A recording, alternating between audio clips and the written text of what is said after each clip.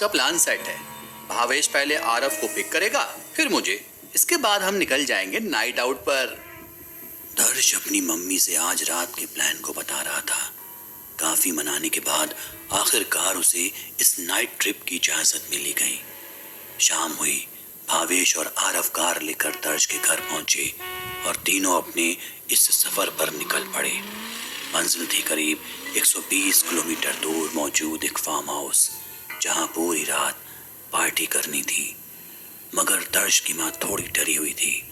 आज अमावस की रात थी, ऐसे में दर्श का दोस्तों के साथ बाहर रहना उन्हें परेशान कर रहा था। दर्श को निकले हुए अब करीब 1 घंटा बीत चुका था। तीनों गाड़ी में गाना चलाकर खूब मस्ती कर रहे थे। तभी भावेश बोला, यार बाथरूम जाना है, यहीं गाड़ी 1 मिनट के लिए रोक रहा हूँ। इस पर आरव बोला, अरे फार्म हाउस अब 1 आधे घंटे ही है, वहीं कर लेना। नहीं भाई, आउट ऑफ कंट्रोल मामला है, उतरना पड़ेगा। ये बोलते हुए भावेश कार साइड में लगाकर रुक गया। दर्श और आरव कार में बैठकर उसका इंतजार कर ही रहे थे कि तभी अचानक उन्हें एक पुराना खंडहर हो चुका मंदिर दिखा।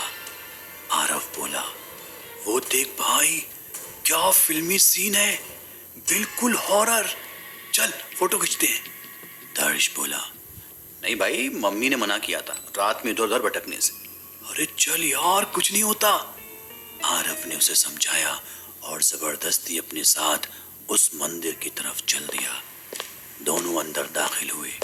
चारों तरफ घुप अंधेरा और अंधेरे के बीच पड़ी थी एक मूर्ति जो बेहद अजीब सी थी। उन्होंने उस कमरे में दाखिल होने की कोशिश की, मगर कमरे के बाहर मौजूद सलाखों ने उनका रास्ता रोक लिया। तभी आरव ने देखा कि उन सलाखों पर एक ताला लटका हुआ है जो लाल कपड़े में कैद है। आरव उसे तोड़ने में लग गया। दर्श ने इनकार किया, मगर तब तक ताला टूट चुका था। अब आरव ने कपड़ा हटाया और अचानक से एक जोरदार आवाज उन्हें सुनाई दी। मंदिर काफी पुराना था, लिहाजा ये कंकड़ पत्थर ढहने की आवाज मालूम हो रही थी। कमरे में अब आरव और दर्श थे, जिनको चारों तरफ से सर्द की अजीब से एहसास ने घेर रखा था। उनके कदम जैसे जैसे कमरे में रखी उस मूर्ति के करीब बढ़ते जा रहे थे। आसपास बहती हवाएं तूफान की शक्ल लेने लगी थी। कुछ वक्त बाद आलम यह था कि दोनों का वहां खड़ा होना भी नामुमकिन महसूस हो रहा था। तभी दोनों को भावेश का ख्याल आया। माहौल अब सन्नाटे की गर्द में डूबा हुआ था। तभी अचानक मंदिर की छत पर उन्हें भावेश की चीख सुनाई दी। वो फौरन दौड़ते हुए उसके करीब पहुंचे। भावेश जख्मी हालत में मिट्टी में लिपटा पड़ा था। उसके सीने पर नाखूनों के घाव थे और खून रिसकर फर्श को सुर्ख कर रहा था। बावजूद इसके भावेश की निगाहें बस एकटक किसी मंजर की तस्दीक कर रही थी। जब आरव और दर्श ने पलट कर देखा तो उनके होश फाख्ता हो गए। उनके पीछे मंदिर की छत पर एक राक्षसनुमा परछाई मौजूद थी, जिसकी खाल चली हुई थी।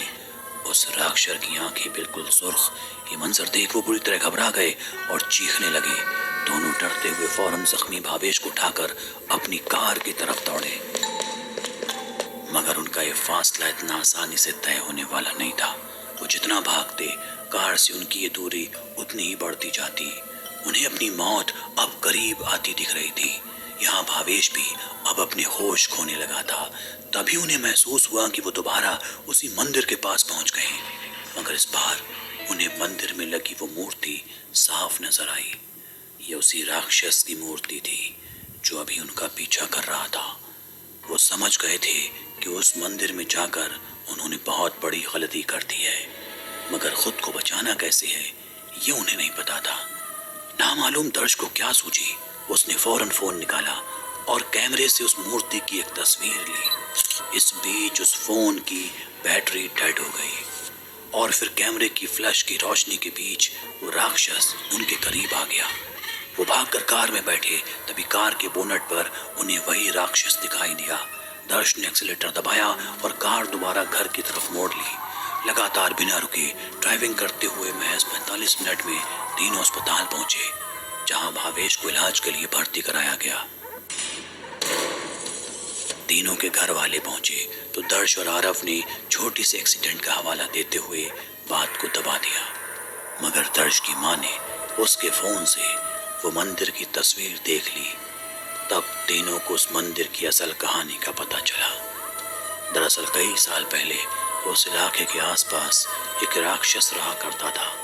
वो अक्सर मासूम लोगों को नुकसान पहुंचाता, जिससे बचने के लिए लोग हर महीने इंसान की बलि दिया करते थे। मगर जब ये खबर कुछ ऋषि मुनियों को लगी तो उन्होंने पूजा पाठ कर उसका एक मंदिर बनाकर उसमें राक्षस को कैद कर दिया। मगर आरव, दर्श और भावेश की गलती से वो राक्षस फिर से आजाद हो गया। लिहाजा एक बार फिर सालों पुरानी वो घटनाएं दोबारा शुरू होने जा रही हैं।